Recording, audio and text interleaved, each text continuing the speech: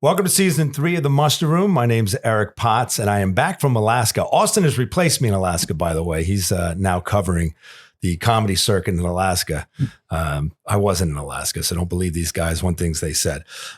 We are coming to you from San Antonio, Texas, where we've been invited to come down and interview some of the honorees for the Operation Enduring Warrior Gala, which is happening tomorrow night here in San Antonio at the Black Rifle Coffee Ranch. And my first guest with me is Chris Wolff. And Chris is a 10-year vet of the United States Air Force. And he's got a really interesting story. And Chris, thanks for joining us. Thank you. And tell me a little bit about your background. What made you decide you want to get into the Air Force? I grew up with surrounded in my family being not directly military family, but having aunts, uncles, grandpa, and grandparents that joined the military.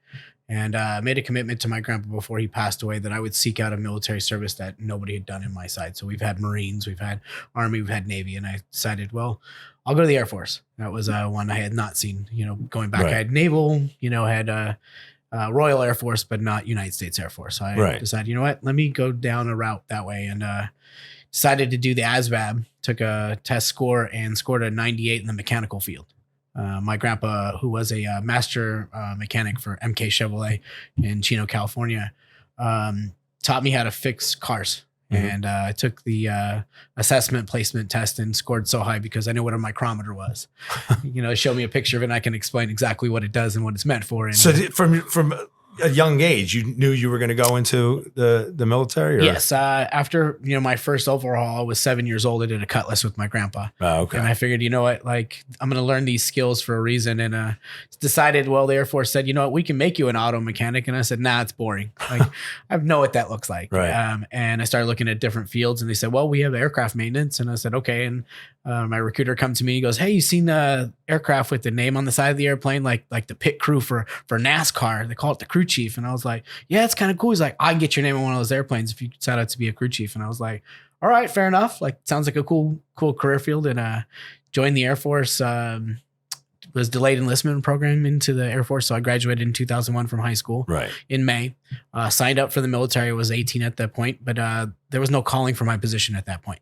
They were kind of doing a drawdown for personnel because of an overage at that time. My grandpa's gift to us for graduating high school was a trip out to go see my mom. I hadn't seen her since I was 14 years old. She had done some had a run-in with the law and separated ourselves from the family a little bit. So my grandpa said, okay, I want you to be affiliated back with your mom. Mm-hmm. And I'm going to pay for a trip for all of us. We're going to go down to Pennsylvania to see her. And I was like, oh, that's awesome. So I got a chance to see my mom. And while my grandpa was there, I was like, hey, we have family in New York. Let's go get a chance. So we drove 3.5, almost 4 hours north. And we're going over the bridge. And this was September 10th of 2001. I was in the car with my grandpa and my grandpa said, hey kids, look over there. And there was these two beautiful buildings and I'll never forget it. One had a green light on the top of it. And the other one had a red light on top of it. It's obviously a marker for aircraft to let them know not to hit these buildings. Right. Didn't think anything about it. Grandpa said, hey, tomorrow morning, we're going to get up. We're going to have breakfast at the windows of the world. And I was like, awesome. We're going to meet some family members there.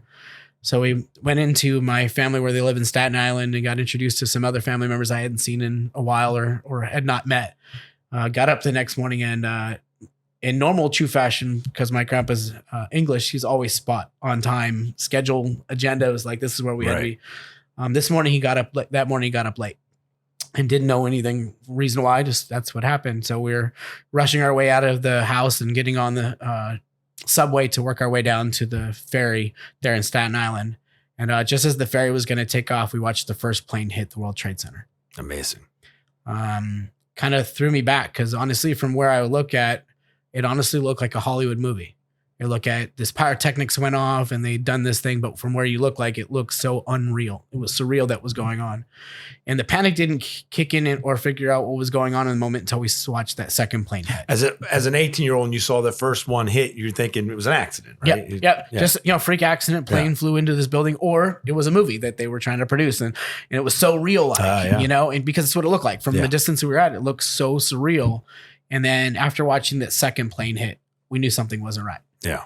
From where you could see people jumping. Like you can see black dots falling from the aircraft and debris falling at the front, and then watching both buildings just crumble to the ground, and the dust that was left over, and the brown cloud that sat there for days afterwards. Yeah.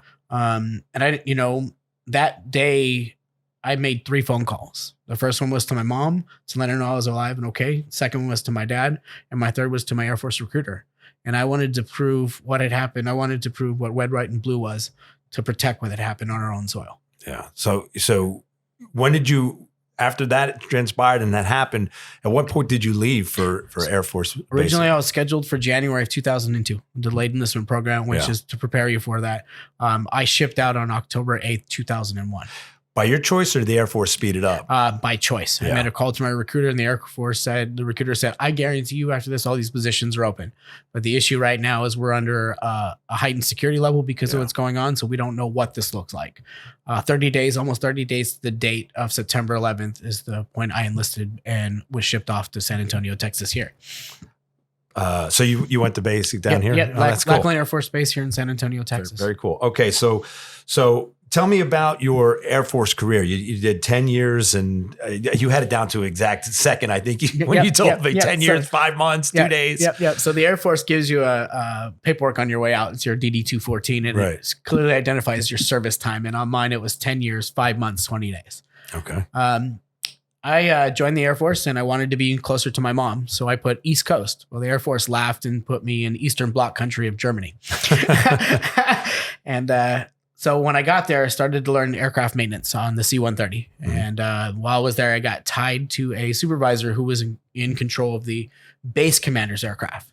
So not only was my name on the side of the aircraft, I was the third wipe, is what we call that. And ultimately, my job and responsibility was to make sure the plane was clean and fixed and ready to go on time for the crew. I got an opportunity chance to fix the aircraft while I was on the road. So they would fly mechanics with the aircraft. And because I was learning the skills slowly and that kind of stuff, I took on this position a little bit different than most people did. Every day in our career field, our job and responsibility was to be a tire change inspector and a marshaller. That was our job. And I just took it upon myself because of what my grandpa taught me, was to always to learn more in your position. You never know when it's going to come out when you're going to need it the most. Right. And I would go out and find out they were doing an engine replacement. So I would ultimately be the flashlight holder. I would sit there and hold the flashlight for the jet mechanics and learn as I would go, be like, hey, this is what this is. And this is what you would use to fix this and that kind of stuff. So eventually I started working on getting signed off on these tasks. And it further increased my knowledge on not only the aircraft itself, but how to fix it on the road. Right. And it came into question when we were flying around, and I was flying around as an assistant flying crew chief is what the job was. So they had a primary flying crew chief, and his job was to fix the airplane if it broke. Well, we landed at a location and there was a broken aircraft, and he had to step off that current aircraft, leaving me alone on the aircraft that I was with. And he said, okay, I know you've had enough experience with this aircraft. I think I can trust you to fly in this aircraft. So we took off, and in the process, I landed. We had a problem with the aircraft. And so I was... It figures, right? Right. In true if fashion. If it go wrong, it goes wrong. In true fashion. That's exactly right. So I got tasked to fix an aircraft, and I called home to ask for specific parts. And the first question was well, we're going to have to send a whole maintenance crew to fix this aircraft. I was like, well, why do we have to do that? And they're like, well, because this job requires you to be trained on this and this and this. And I'm like, well, that's great, because I'm certified on it, and I have been for the last 2 years. And that knowledge that I had gained along the way, it helped me to prove that I could do more, and I was able to order the parts, got the plane parts shipped to me, fixed the part, signed it off, got the pilot to sign off my correction to make sure I did it correct. And we flew home. Awesome. And I came home, and the flying crew chief program that came out, so he was like, we'd like to promote you from being an assistant to a primary flying crew chief. How would you like that? And I was like, I'd love that. That's what I was working hard to become.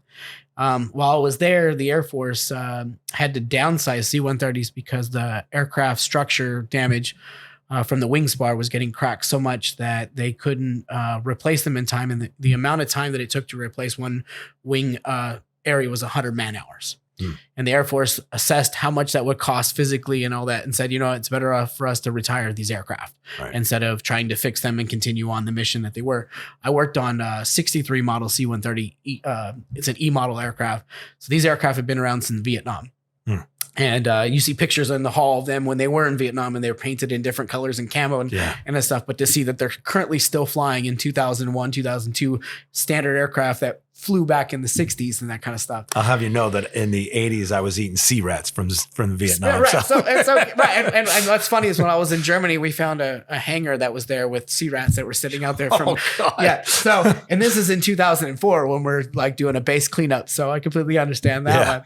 But, as they decided to downsize, the Air Force said, well, obviously when you go from 80% manning, lose the aircraft, your manning level goes to over 100% because you can't match it for what the aircraft was. So they said, okay, well, we got to send our younger airmen away. So they gave me a choice of a duty station. And I put in for Portugal. I figured, okay, well, I'm just going to go there and get a chance to go there. And the Air Force said, well, you're not quite qualified enough to go there. So your next choice is to do a short tour. I was like, okay, what do I choose from? They gave me a few of them. And I said, you know what, send me to Korea. So I was like, okay. So I got orders to Osan Air Force Base, Korea, and had the best experience I think that a single person can have. I instead of just staying there and fixing the aircraft, what I did is I traveled around while I was there. I got a chance to go to different countries. I was on the Air Force dime, it was like, hey, we're going around. But while I was there, the the great tsunami happened, and the Air Force tasked me and 7 other members to fly to Utapao, Thailand, and catch aircraft, marshal them in, refuel them, and then continue the humanitarian aid that was going on there. Right. So what was supposed to be a 12-month tour in Korea ended up only being like 4 months that I actually spent in Korea. The rest of the time it was forward deployed to assist in the humanitarian aid in Thailand. Okay. After that, the Air Force said, well, you now have your first duty station choice. So I am at this point where I am almost at my 6-year commitment. So I had done 4 in Ramstein, 1 year in Korea, taking my 5-year mark. Well, you can't separate out from a foreign or a military base unless you've EPCOTted that's overseas. So they asked me, well, your choice is to continue here, re-enlist, or go to another duty station. I was like, well, I'd like to go to McChord Air Force Base. So they cut me orders to McChord Air Force Base. And I got to experience switching from the C-130 aircraft to the C-17. And the best way to explain the difference between that aircraft is the C-130 is the Pinto of the Air Force, and the C-17 is the Cadillac of the Air Force. So where in the learning of a C-130, you'd always throw parts at the aircraft. On the C-17, it's about Control-Alt-Delete. It's a computer that doesn't work. Most of the time, it's just Control-Alt-Delete and we'll start all over again. Right. My first day stationed at McChord Air Force Base, I went into line to check into my supervision, and there was a long line of individuals standing at a door, and I didn't know anything about it. And my flight chief came out and walked straight up to me. He's like, hey, are you new here? And I said, 100%. I just got here. I'm here in processing today. I'm supposed to come check in with you today and then do my in processing for the base. And he said, come in the office. And I was like, all right, no problem. So we go into the office and we start talking about, he's like, well, welcome to AMC. Another Miss Christmas is what this stands for, also known as Alcoholic Moving Company. So I was like, okay. He's like, have you deployed before? I said, yeah, this will be my 4th deployment. At the point, I had been to 3 tours in Iraq and 1 tour in Afghanistan.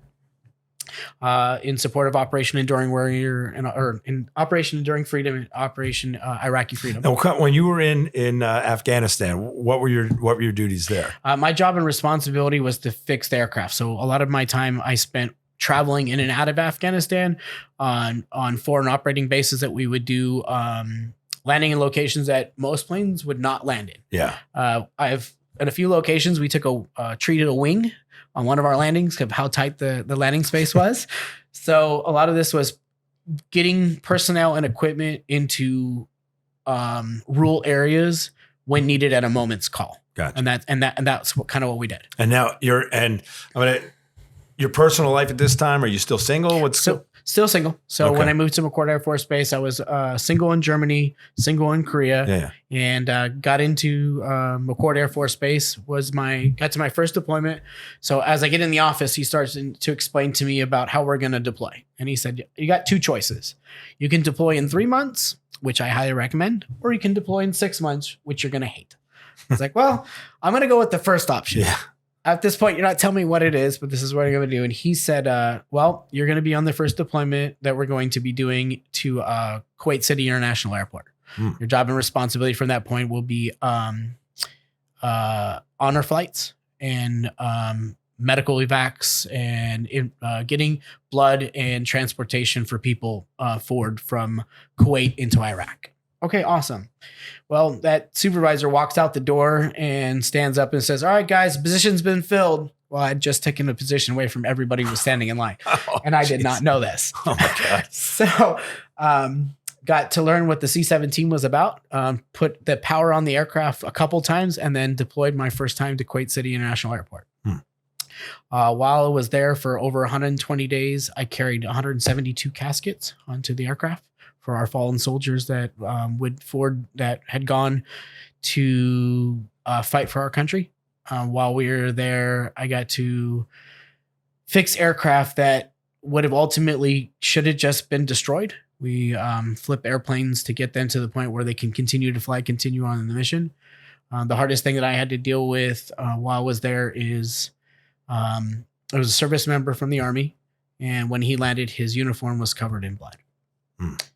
And we'd seen it, we on a day-to-day basis, we were either carrying caskets or body bags. Tell me how you're dealing with that, and what's going through your mind as you're dealing with seeing this devastation. So ultimately, when you're in the military, you understand that there's a side that you're going to have to see, and that's death, or sacrifices that you see from our side would be a service member coming home with missing a limb, or in our case where we flew around and did medical surgeries. We had an iron lung on our aircraft. We would do in-flight surgeries to bring back people to life. And obviously in the military, it happens. We can't avoid it. What's going on? And I never thought I would be so close to that type of connection to the military. I figured, okay, I'm an aircraft mechanic. My job and responsibility is fix an airplane, get the airplane from here to spot A to spot B, and that's it. While flying on the aircraft, you get a different sense of what the Air Force mission is, not only to get personnel, but also to transport medical emergencies and getting them to the proper care that they need. How old are you at this time? 20. At this point, I was 22 years old. So let me ask you, and how is understanding, it's your duty, it's part of the military's operation, and that's what we do. But as a 22-year-old, how are you feeling about this? Is it clicking in your mind, or are you just trying to put it off and later on you're realizing that it was affecting you? So a lot of the time, the military doesn't issue emotion. It's not meant for you, because the moment you experience emotion, something happens, you get somebody hurt, right, or somebody killed. When you're in the middle of it, the thoughts that go through your head is like, this is what has to happen.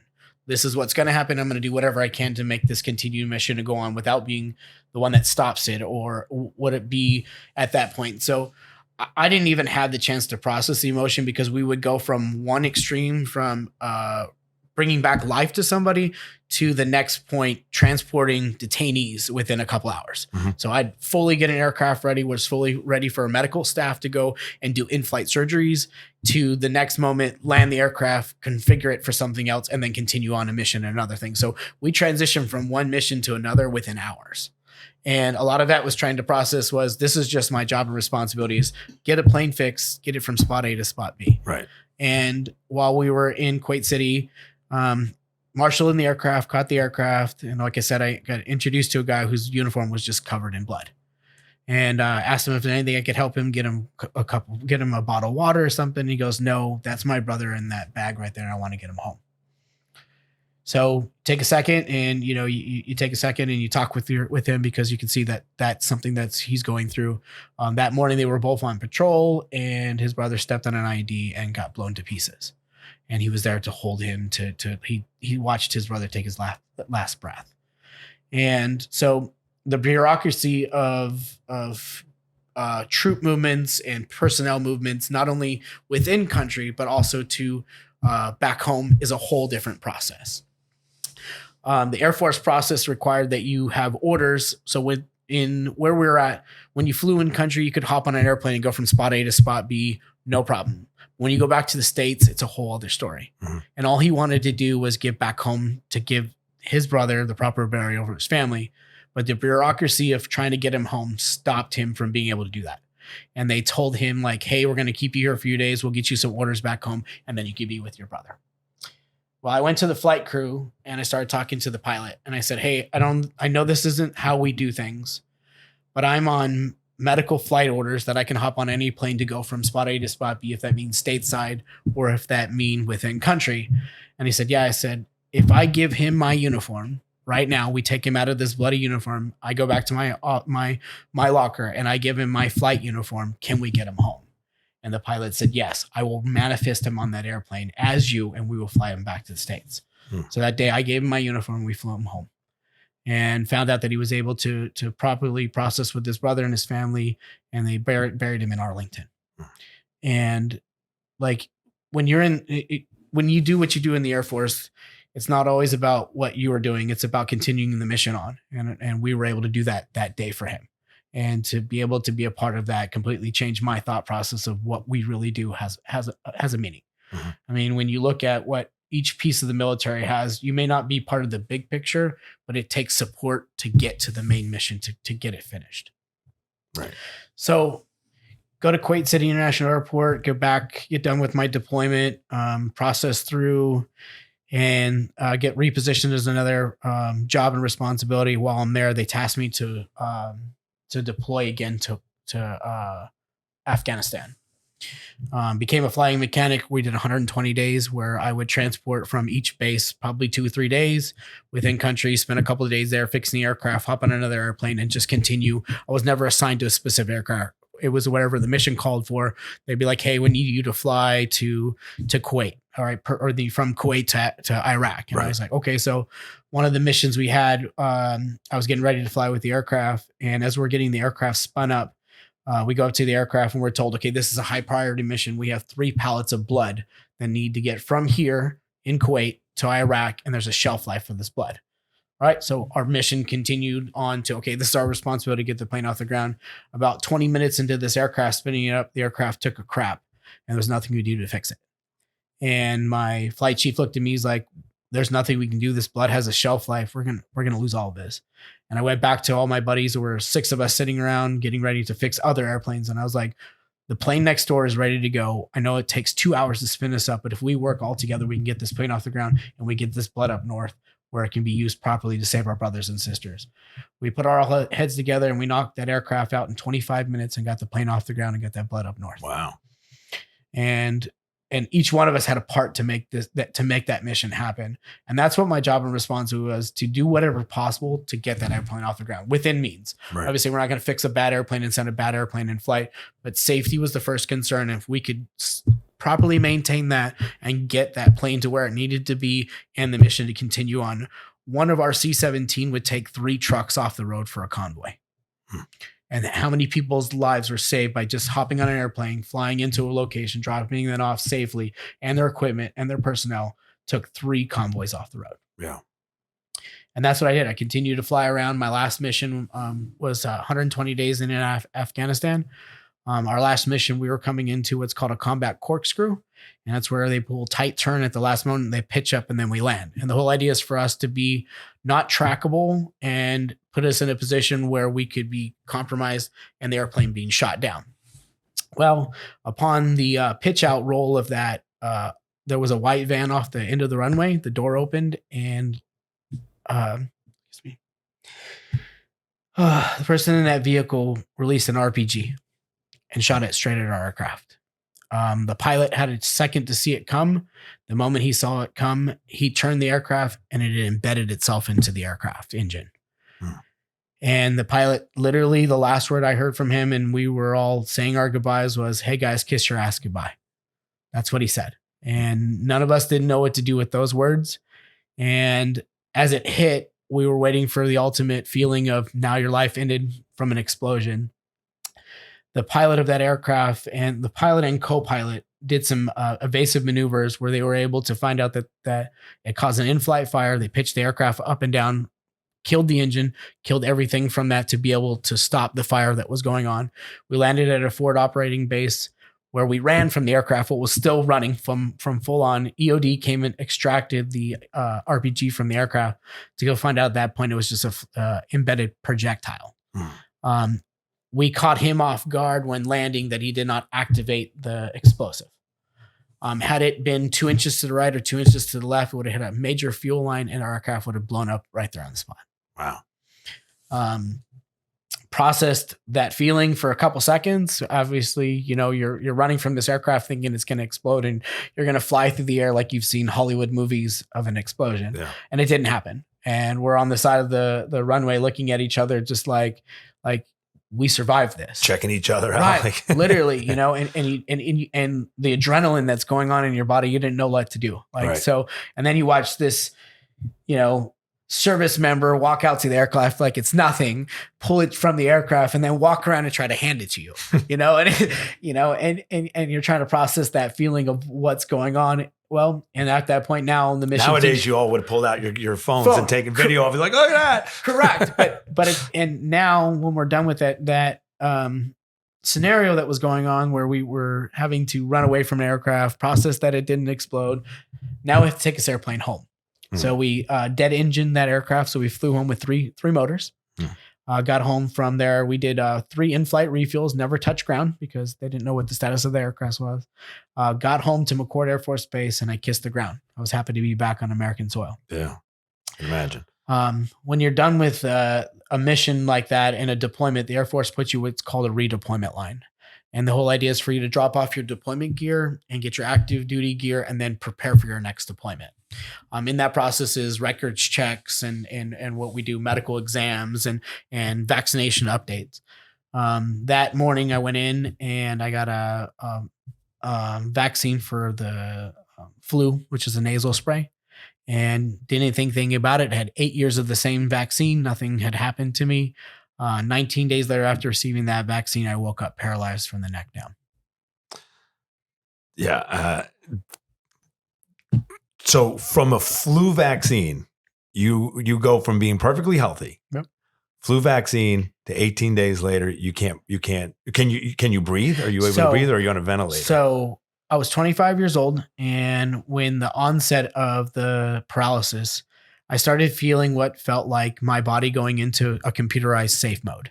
Things working slower, things not working the way they were supposed to. So I went to the emergency room at over at Fort Lewis Madigan Army Hospital, and I got put in a chair because I had to be carried from my car to this. I just was really sluggish, couldn't stand, couldn't keep my balance. So this was a gradual thing. It didn't happen overnight. No, it was very gradual. Very gradual. Gotcha. And I started like not feeling right. So I went to sick call and went to the emergency room and sat in the emergency room for almost 4 hours waiting to be seen. After that, they took me inside. They did a blood draw and a urinalysis to find out what was going on. And about 2 hours after this, taking the samples from me and coming back with results, the officer told me that I had an elevated white blood cell count. I was like, okay, I'm fighting an infection. That makes sense. Yeah. That's how I'm feeling. They had me sign paperwork for a spinal tap, and that was to remove fluid from my body to find out what I was fighting. I'd heard about it before, heard how painful it was. They explained to me what I'm going to do. And I said, that's fine. And had me sign for it because the potential side effects of this could be this and this and this. I was like, okay, that's fine. So the officer, she went and grabbed the captain. She went and grabbed the needle and tried to withdraw spinal fluid. Couldn't do it the first time. Went back for a second needle. Couldn't do it the second time. And on the third time, she ended up bending the needle. Oh. And she told me, she's like, okay, well, you're obviously fighting something and we'll figure what this out. So I have you scheduled tomorrow for an MRI. I was like, okay, that's no problem. Sent me home with compazine, which is a known medication for bats of nausea, but the true meaning of it is for a psycho med is the best way. And I was like, I didn't understand it. I was like, I was given this med, but she said the secondary use of this is for a bout of nausea. Yeah. Okay. I get that. That makes sense. I'm disoriented, that kind of stuff. So I went home, didn't anything about it. I was had a little bit more strength, because obviously, give me fluids and that kind of stuff while I was in the hospital. So I went home, climbed in bed, waited the next morning to schedule an appointment for my MRI. I got up that morning waiting for my, at that point I became married and I was waiting for my wife to come home. And I was laying in bed and I just took my legs, what I would naturally do, and rolled them over my body. Got them off the side of the bed. The moment I stood up, I collapsed on the floor. I knew something wasn't right. So all I had at that point was I couldn't move my lower body, and I started army crawling my way with my shoulders to the living room, just trying to figure out what's going on. In the process, I ended up having a seizure and completely blacking out. My ex-wife came into the room and found me lying on the floor and called 911. The ambulance came and they told me, okay, well, you're in the military. We're going to take you to Madigan. My ex-wife said, nope. He went there yesterday and at this point, you can see where we're at and he needs to go somewhere else. So he said, okay, well, we're going to take you to Tacoma General Hospital. I was like, okay. Got to the hospital, got in process within minutes. They did a blood draw and came back that my elevated count was at out of control portion. So high that they had to immediately admit me to the ICU. Wow. Within 72 hours from that point on, or 12 hours, correction, within 12 hours from that point, I was put in a medically induced coma.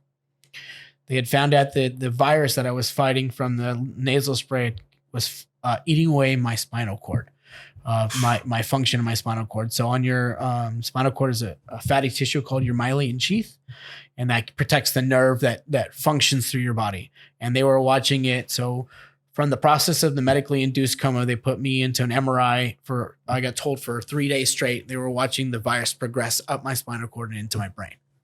Wow. At one point, I had 42 lesions on my brain and it was shutting down my body.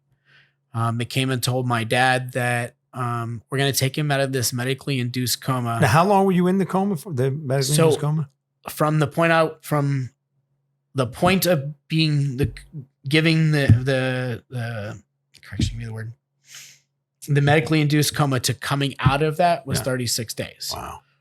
Or 33 days. The point that I remember was further down the line. So they told my dad that they're going to take me out of this medically induced coma so that he could say goodbye to me, because there was nothing they could do to stop it.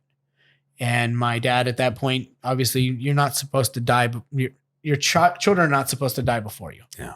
And there was a doctor who had just got done going through a medical symposium and had learned about something that about plasmapheresis and how it could affect the body and change what was going on for people who dealt with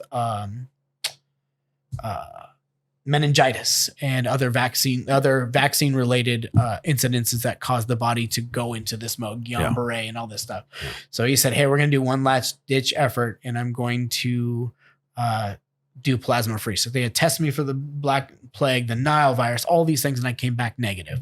I came back positive for what's called acute disseminated encephalomyelitis. And the acronym for that's ADEM. And he said, you know what, I'm going to do plasmapheresis. They did 3 rounds of plasmapheresis, and within 24 hours, all 42 lesions were gone from my brain. Wow. The problem is even though the lesions are gone, the damage to my spinal cord was so bad from the virus eating away that it left me paralyzed. I woke up in the middle of an ambulance ride, and I asked my ex-wife, married at the time, but became my ex-wife. I said, hey, or have we made it to the hospital? And she said, yes, but you're being transferred from one hospital to another. You've been in medically induced coma for 33 days. So November 18th is when I was put in the medically induced coma and diagnosed with acute disseminated encephalomyelitis. And I woke up on December 23rd of 2008 in a hospital bed. And as I laid there, I couldn't move any part of my body. I had a tracheotomy, a feeding tube. And my doctor rolled up, who was paralyzed himself in a wheelchair, and told me, based on what they could see, based on the medical research that they had, that I was going to be paralyzed for the rest of my life and a vegetable and a burden to my family. What? Now, you're cognizant of what's going on, so you weren't in a vegetative state. So are you able to communicate? No, vocally? I was not able to talk. I was not able to do anything on my own. I had a ventilator, tracheotomy, keeping me alive, feeding tube. I had a PICC line to my heart where they were giving me medication for antibiotics and steroids to keep my body functioning from what's your mindset? What's going on right now with you? All I could think of was, this is going to be me for the rest of my life, and I'm going to be a burden to somebody, and I can't do this. The PICC line to my heart was the line that I thought I could barely move my neck. And I thought, if I could just bite this line, pull it out, I'll bleed to death, and this will be the end of it. I won't be a burden to anybody, and this is what I'm going to be able to do. What stopped me from... So you had to do a PICC line, you wanted to get it, you wanted to take it out, you wanted to commit suicide, but you're cognizant of this, and the doctor's telling you you're going to be a vegetable the rest of your life, and you can't get this thing out. Were you trying to communicate with somebody to just end it, or what were you?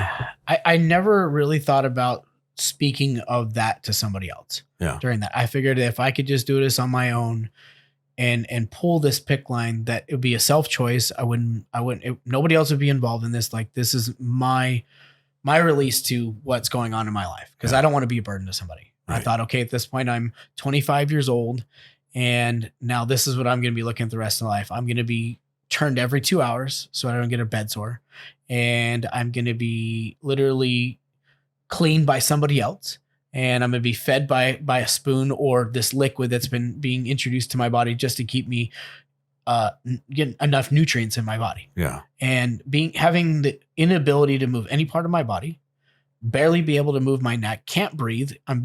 Air's being forced down my throat just to keep me alive.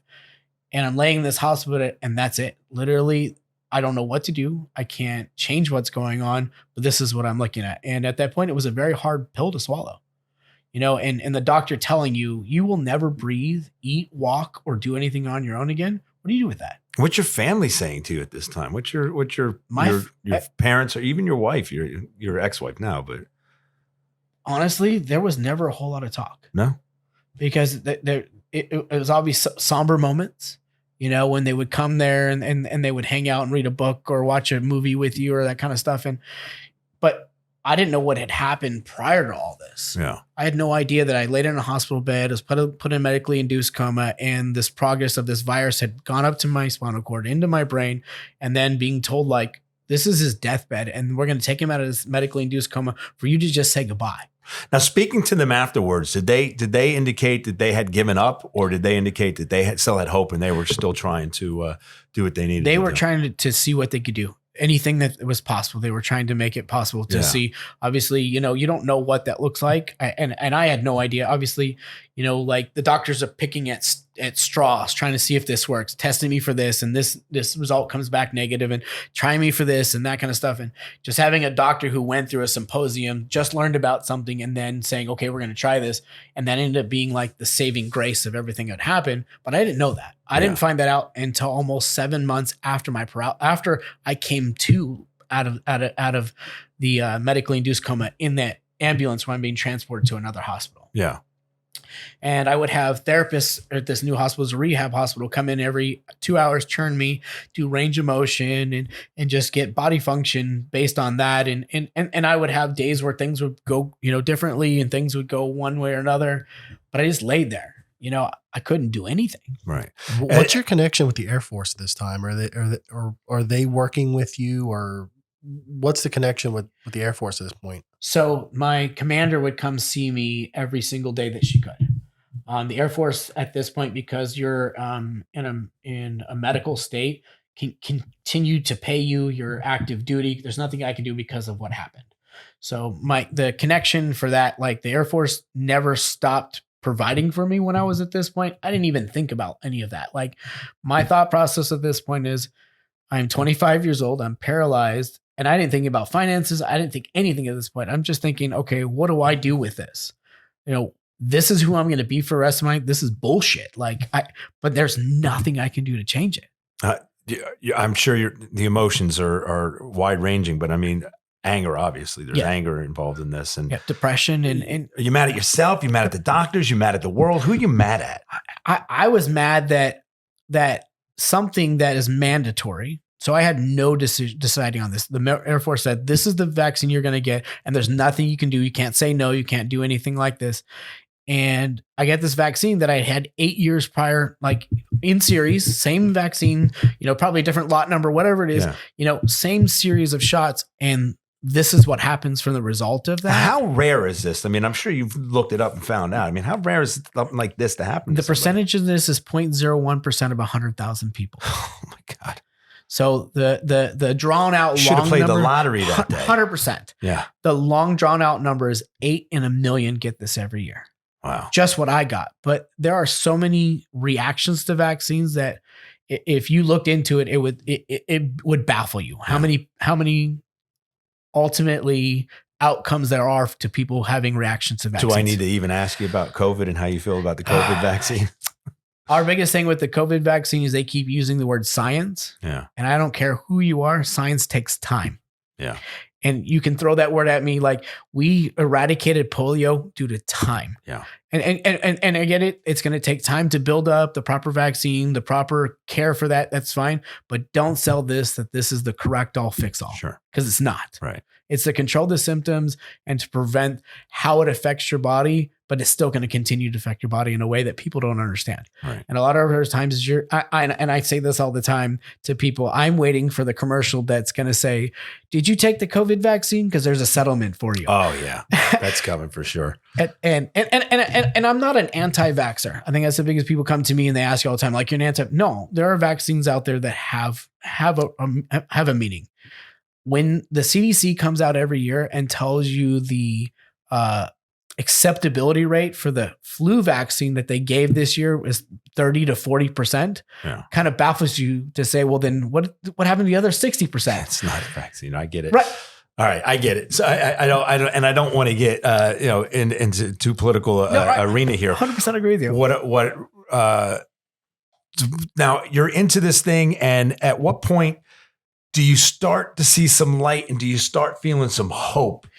At what point, and who gave you that hope? Is there somebody who, in particular, said, "This is"? So I grew up always being told, in the understanding that the only person that can change it is you. Okay, so I thought every single day I yelled at myself internally to do something more. Do something. I don't care what it is. Do something more. You can do more. This isn't who you're supposed to be for the rest of your life.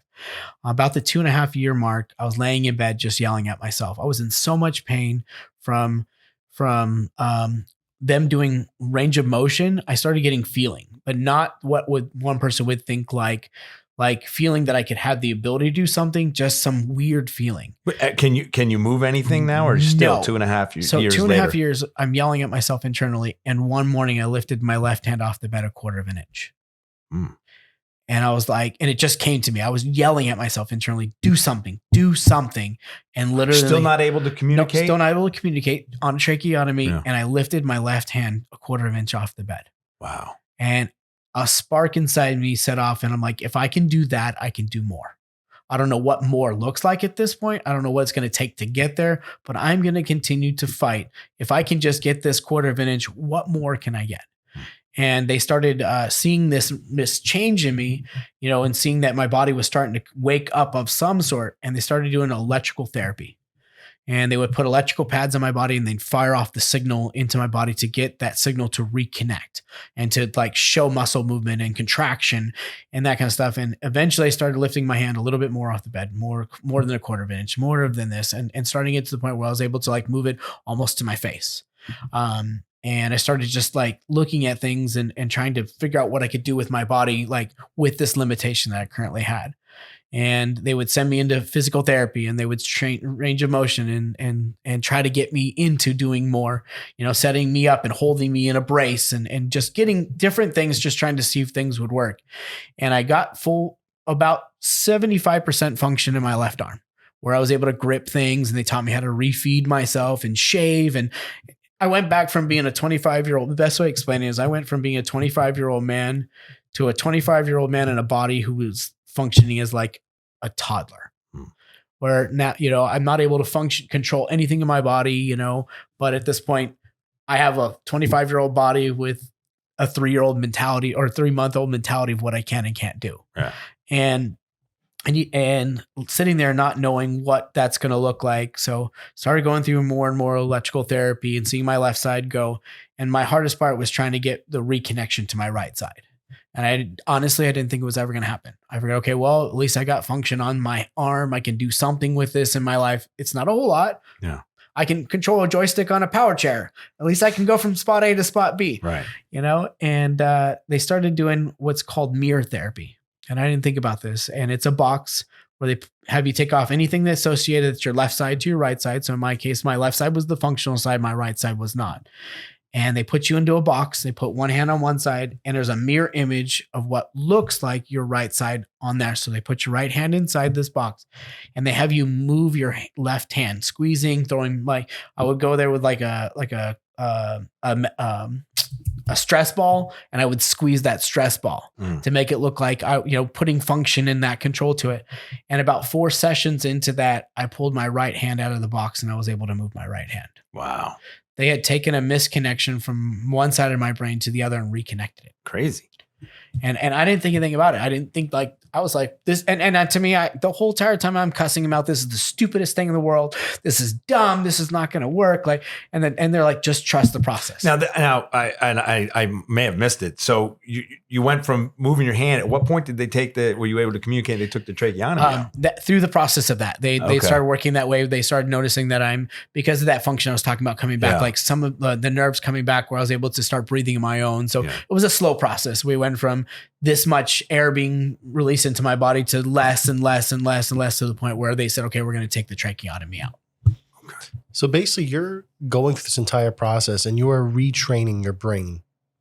You're through your mental fortitude, you are going through and basically with the help of the doctors, you're helping rewire your brain to get you to the point you want to be at. Mm-hmm. So making that mental change and being able to see that little bit of movement at first, that gave you all the energy almost to power through and help retrain yourself. It's amazing. Yeah. And it was a fire in me that changed because I went from being, my thought process is, okay, I'm going to be this vegetable. I'm not going to do anything in life. I'm going to have to be carried. I'm going to have to be lifted. I'm going to have to be my butt wiped every single day. This is what I'm going to be to. Now I can do just this one thing, which was lift my left hand and squeeze and hold and all that stuff. I was like, well, what more does that look like in life? Okay, well, if this is all my limitations I'm going to have, at least I have something, where before I had nothing, and, moving my neck and being able to do that is like, well, that's really not a real life function.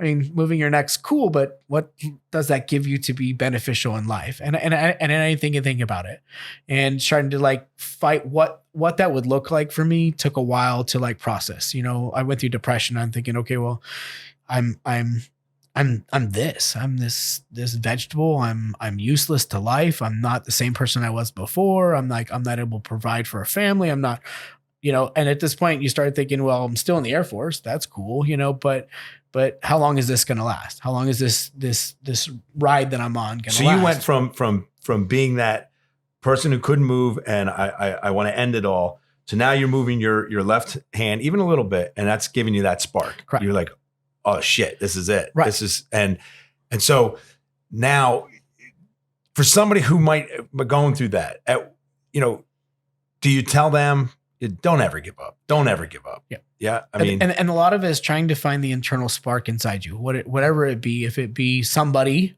if it, a lot of people. And was there I know you said you yourself and you had to force yourself to, but was there somebody that just said, hey, snap out of it? Come on. The only person that taught me about what's going on was my dad. Obviously I didn't know he was with me during all the time that I was paralyzed. He was in the hospital and crying and praying and trying to be there for me, but at the same time, not knowing he's thinking that his son's going to die and he's going to watch it right in front of him.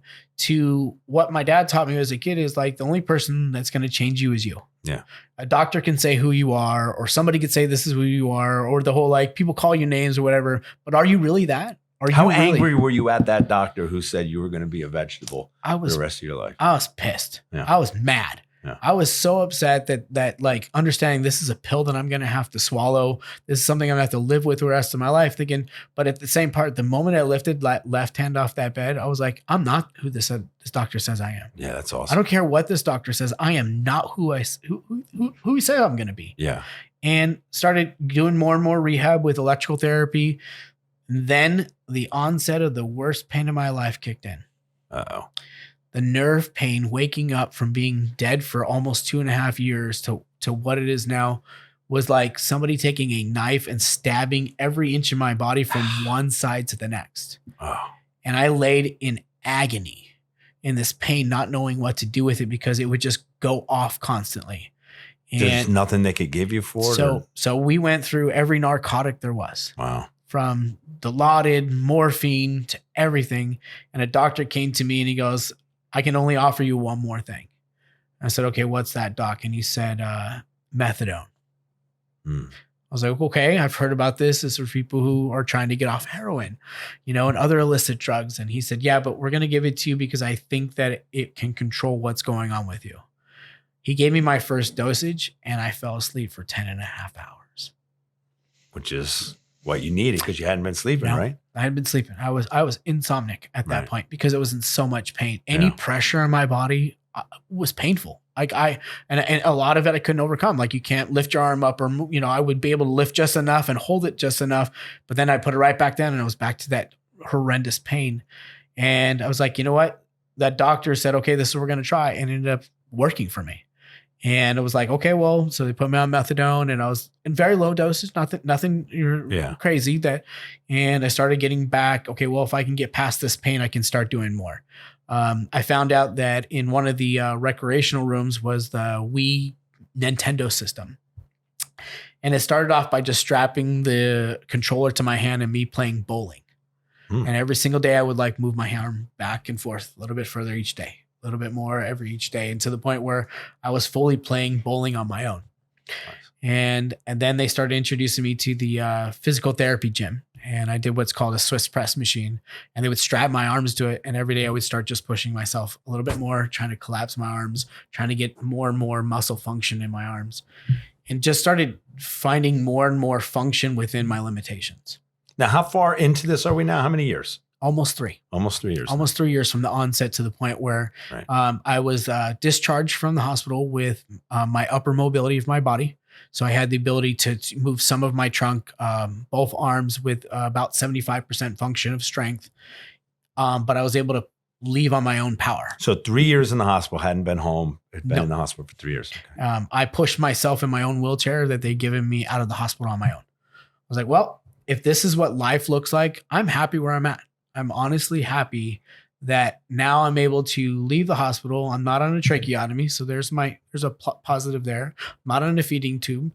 I'm able to feed myself. I'm able to shave. I'm able to have this function, but okay, well, I don't got my legs. Well, this wheelchair will be what gets me around. And I started to understand that this chair doesn't define me. I define it. Coming off the tracheotomy, how long was it to learn to speak again? Was that natural or did that come over time? No, it took a long time. I went back to speech therapy just like a kid would who doesn't speak. I was nonverbal for the longest time. I would point and like gasp for air and that kind of stuff. So I had to retrain that muscle growth, not only physically, but also in my neck and everything else. So like that, honestly, I've not had a chance to even think about this. It just was like, I had to do with what I had I had in that moment. And it took time, obviously. Because I'm sitting here, I'm for the people listening. I mean, if people didn't know that you were nonverbal for 2.5, 3 years, you can't tell. I mean, the progress you've made is absolutely extraordinary. Yeah. And I left that hospital with, the understanding that this is what it'll be like and this is what we're going to do. And they put me in outpatient rehab. It was where I would come 3 times a week and continue my physical therapy. And they're like, well, we're going to move the electrical from your arms to your legs and see if we get any function that way. So I would do electrical function while I was in a pool. And they would get me to fire those muscles and use blocks and that kind of stuff to get me. And I started getting some function back in my lower body. And I got to the point where they started me up in a full body brace and with a walker, and started getting me the ability to get up and move a little bit. And with a lot of support, obviously I had braces and people holding me up and that kind of stuff and trying to get me past that point. We are now looking at a little bit over 14 years now. And now I have the ability from that point to stand. Wow. Amazing. I left that hospital from outpatient rehab. I was scheduled for a follow-up appointment to talk to the doctor who would give me my original prognosis. Yeah, that's what I was going to ask you. I'm interested to hear about this doctor and what he or she had to say. I went to Walgreens and bought a walker, put some tennis balls on the bottom of it, got there with my ex-wife, pulled up with the vehicle. I walked up to the ramp. I went to the front desk, checked in for my appointment. They called me back. I walked about 8 steps into the door. I walked into the door, stood up, I flipped the doctor off, and I walked out of the office. That's a great story. And I never saw him again. Good. I mean, to not even give you even a glimmer of hope is just that's struck me as odd. And as I flipped him off, he's yelling at me like, "How dare you do that to me?" And it wasn't that I was telling him to fuck off. It was allowing me to shut a chapter of my life off that he said I was going to be. Yeah. And I think that was just my release of you. I finally get to be who you said. I'm not who you said I was going to be. Right. I'm not this vegetable. I'm not a burden. I'm not going to be like this the rest of my life. Right. Now, Chris, tell me, where are you now in life? I mean, what's happened since this, you're able to stand, but where are you now? What's going on? I am at a point in my life now where I'm able to walk with forearm crutches. I'm able to stand and do obstacle course races. I've skydived. I won't even do that. I mean, I spent the Air Force kicking people out of the airplane. Now I got my chance to do it on my own. Right. In 2019, I got introduced to Operation Enduring Warrior.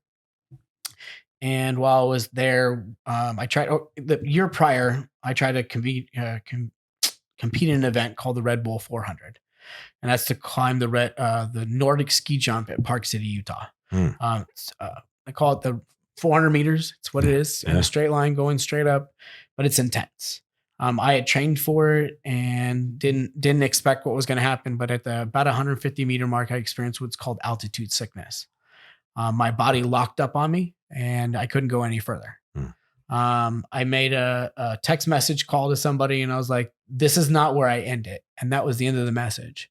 I didn't say what I was talking about. It was just a statement. And I didn't know how much that statement would hold. I got a phone call a couple meetings later, like, what do you mean? Where are you at? Like, I'm going to be here for you. And I was like, no, like I wasn't able to finish where I started this race. And I don't want this to be the end.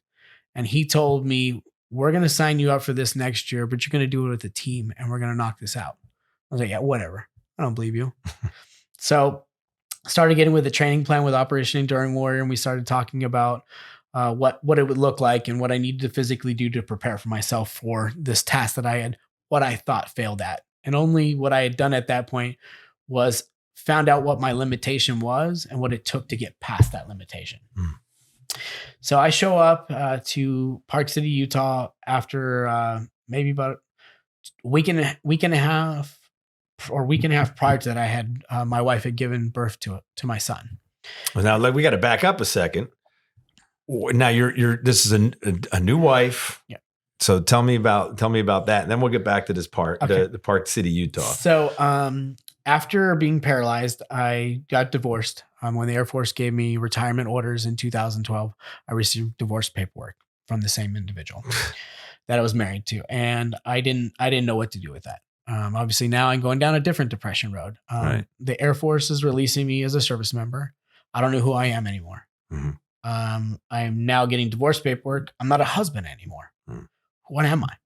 I'm a nobody. I think at this point, this is my end of the life. I've gone this far in my prognosis and this far in my physical changes that this is where it really ends. And I was like, I didn't know what to do. I didn't know like what this is going to look like. And I got introduced to one weekend adaptive sports. I got introduced where I got a chance to go bomb a mountain in a monoski up in Washington State. And when we got down, I got into this monoski. They carried me up onto the lift, and we just bombed this mountain for 3.5 hours. And something inside me lit up. I was feeling like I could be something more in my life. I didn't know what that was going to look like, obviously, but it opened up something. So I went back home and started doing this ski program for 8 weeks straight. And I would get more and more function every time that we would go down this. And I was like, okay, well, let me start doing different things in my life. I got a service dog. Her name was Aspen. She was a black lab, and I got a chance to open my life to a little bit more. And we would go out in the evening at 1:00 in the morning to go shopping at Walmart. I had a lot of spat of PTSD and traumatic brain injury from the injuries that I had sustained. And I would just go out at 1:00 in the morning because I knew the person at Walmart was a crackhead. I knew what their problem was. They're on drugs. Yeah. I could handle that. Right. Everybody else I couldn't handle. So I was like, you know what? There's no reason for me to go out at 9:00 in the morning or shopping anywhere. I'll schedule all of my stuff at 1:00 in the morning so that I could function based on what I need. So I was like, all right, didn't think anything about it. And one morning I went to the dog bowl or the food container and there was no food in there. I was like, all right, baby girl, we'll go tomorrow morning. In the morning, I'll get you food. She wasn't having it. She's tugging at my leg like, no, we're going now. I was like, all right, it's 9 in the morning. I was like, no, we will wait till tonight and we'll get you food. I'm sorry. I'll feed you something, cheese or something from the fridge. And this is what you're going to get. And she was not having it. She literally was not. So I was like, all right. So I piled in the car and we drove to Walmart at 9 a.m. in the morning.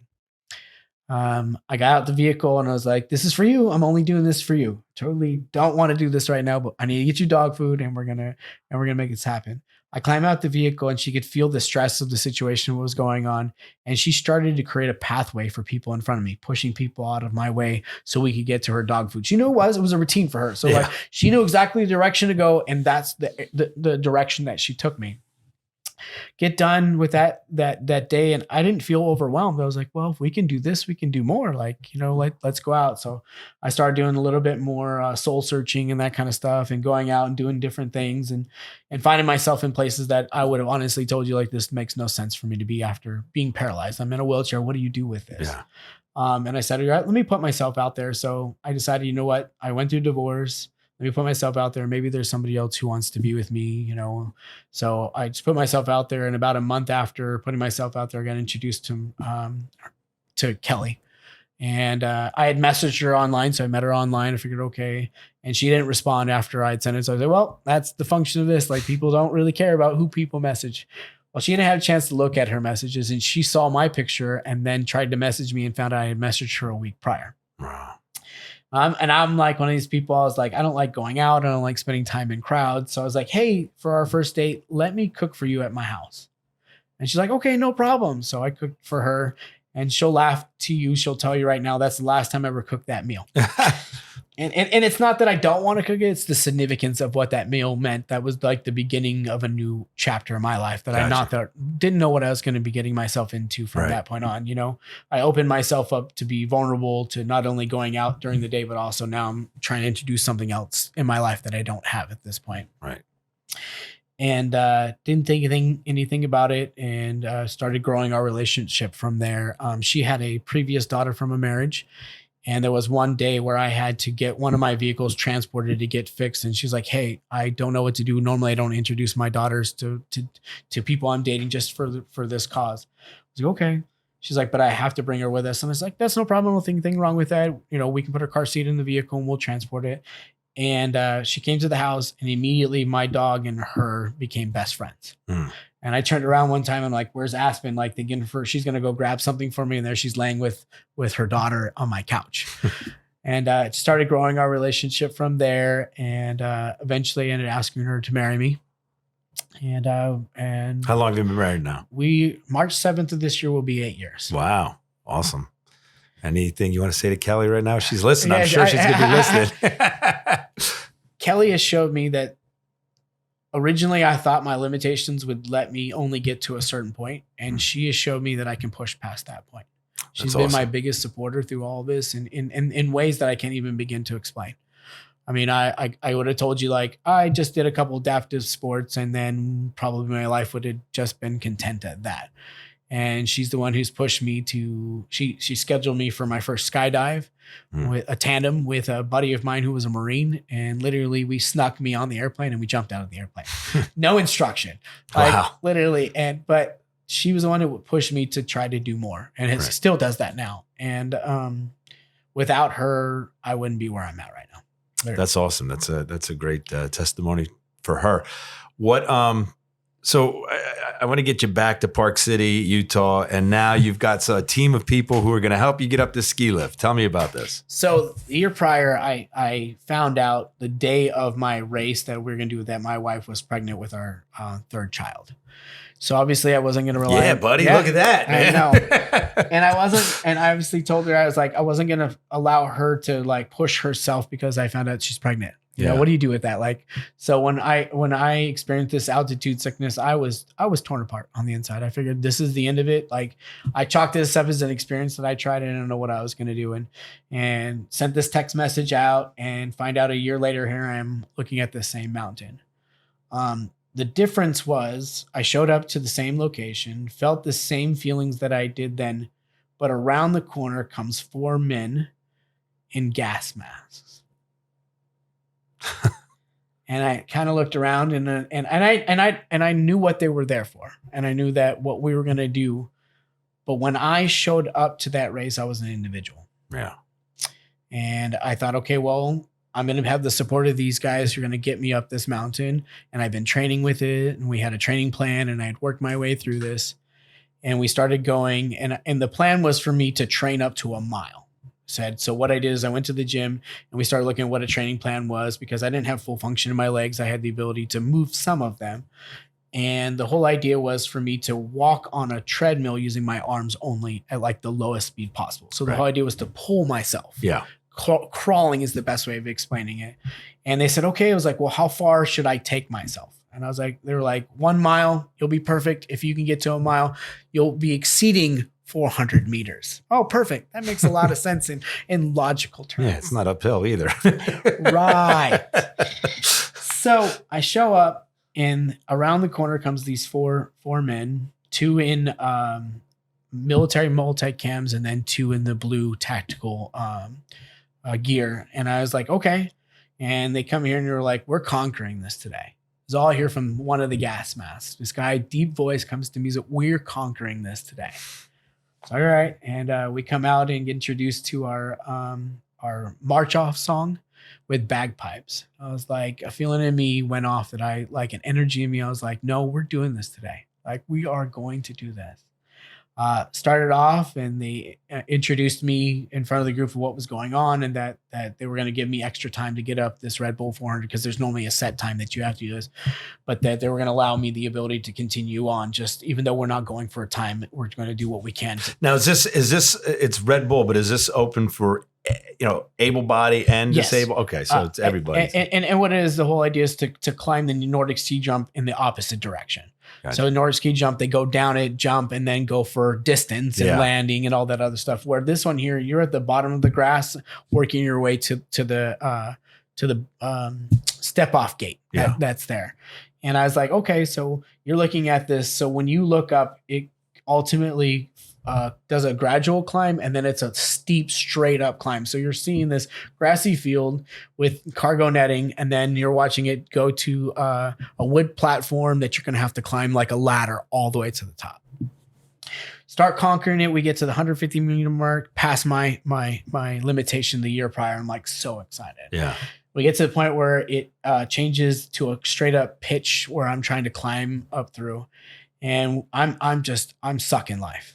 But while I'm looking around is 4 other individuals who are also sucking life through a gas mask next to me. And I didn't think anything about it. And as we're going through, we're processing how we're going to get things done. If it be, okay, I'm going to have you pull this rope, or if I'm going to help you this. And what I'm doing is I'm crawling up this on my hands and knees. And we're working as a team that I'm going to crawl with each arm pull, and I'm going to call it out, and they're going to grab my legs and move my legs in conjunction with my arms. Start working our way up. And I get to the 350 meter mark, and I am pooped. I am exhausted. I have left everything I have out there. And I look down and I'm like, man, where are we at? And literally the MAT team member looks at his watch and he goes, 1 mile. I was like, so you mean to tell me this is what I trained to, and this is the exhaustion point where I'm at? And I'm like, yep. And from the bottom of the gas mask, I hear one individual tell me this, and this has never had any true meaning in my life until now. And he said, the only way you're going to eat an elephant is 1 bite at a time. Yeah. I said, what? You heard me. The only way we're going to get this done is you take it one step at a time. And we fought through this. It took me 2 hours and 25 minutes, but we finished and conquered that mountain. Wow. That's awesome. That's awesome. And we're talking how many years from laying in a hospital bed that a doctor says you're never going to move again? So 10 years. Wow. What a 10-year journey. Almost 10-year journey. Wow.